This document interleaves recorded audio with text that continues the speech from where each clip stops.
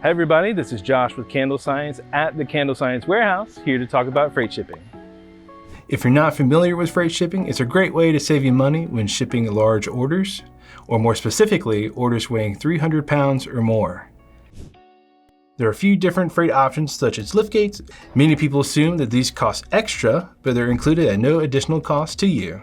Lift gates are needed to, well, lift the heavy freight pallet from the truck to its new home. Lift gates are recommended for most residential delivery addresses. If you're unsure if you need a lift gate, you probably need one.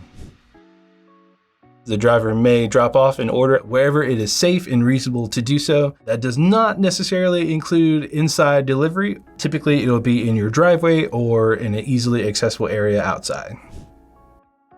When your order is dropped off, you'll need to sign a bill of lading or BOL. Be sure to double check that you received the correct items and that nothing is missing or damaged. If you do notice any missing or damaged items with your order, be sure to notate it on the BOL and take a photo. Thanks for watching, and we'll see you on the next one.